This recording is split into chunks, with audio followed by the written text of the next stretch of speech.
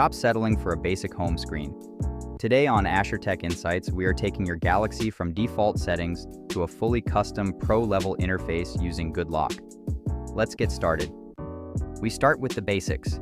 The Galaxy Store has some themes, but they often feel limited.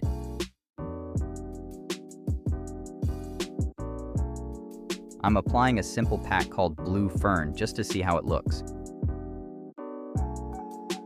It's decent, but we can do better.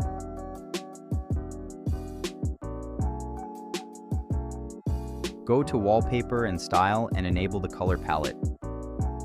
This forces the system icons to match your background for a much cleaner aesthetic.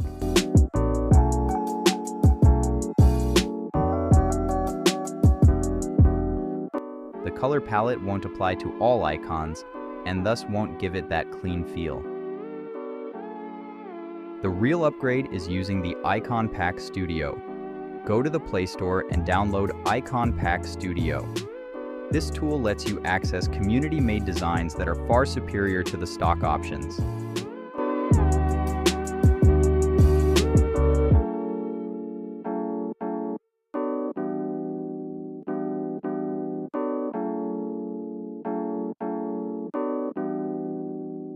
Browse the Community tab.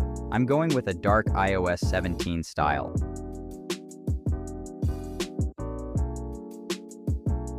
Download it, but don't apply it yet. You need to hit Export to prepare it for the system.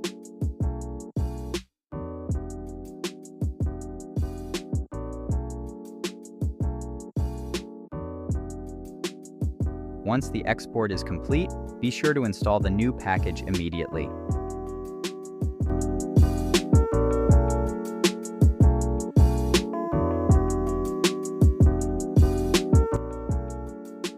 Now, open Good Lock and select Theme Park. Tap Icon, then tap Create New button. Then click on Icon. You will see your exported pack listed. Select it, give it a name, and save.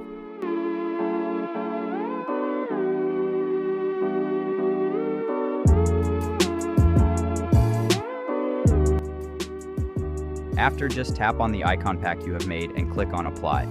This will apply the icon pack to all your apps.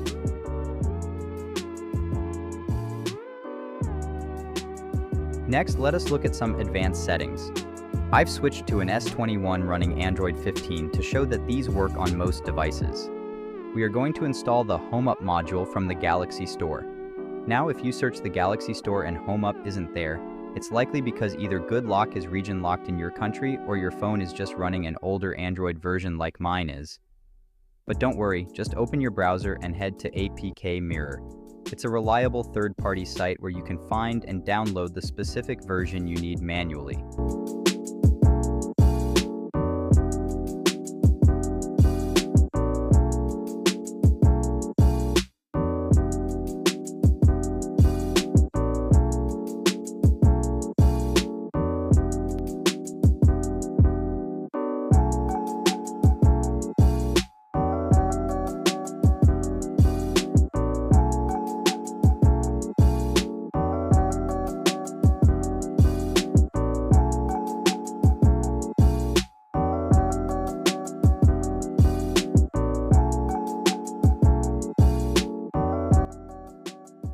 Don't forget to install the app after downloading it.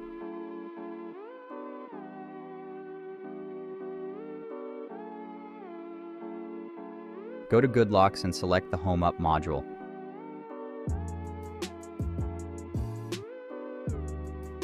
Under home screen settings, you can finally control icon size. Scale them down for a minimalist vibe or up if you prefer visibility.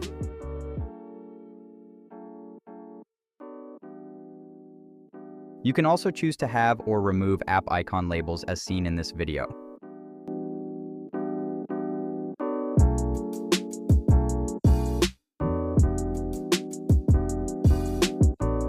Next is background blur control. This adds a premium depth effect to your app drawer. Adjust the percentage until it looks right to you.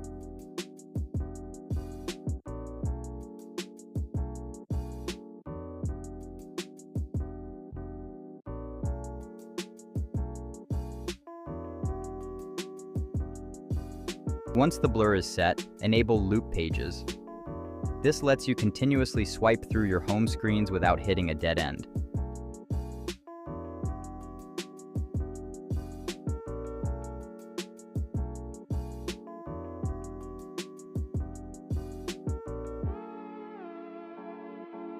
I also recommend turning on Finder access by swiping down for faster searching.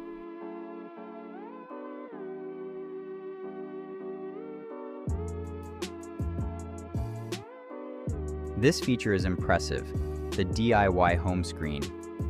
It allows you to drag stickers and images directly onto your app icons for a completely unique look.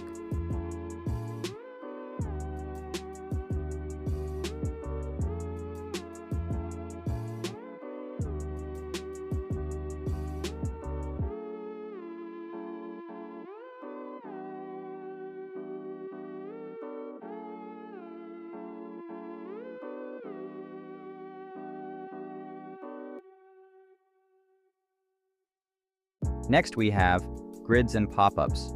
You can also break the grid limits.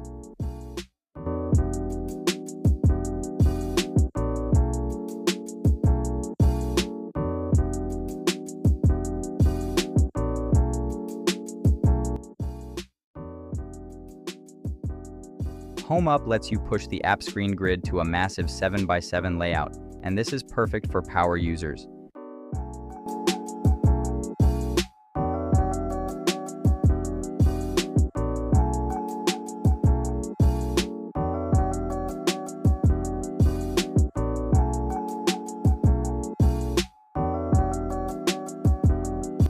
And finally, pop-up folders. Instead of full screen folders, these open in a clean floating window. It's faster and it keeps your wallpaper visible.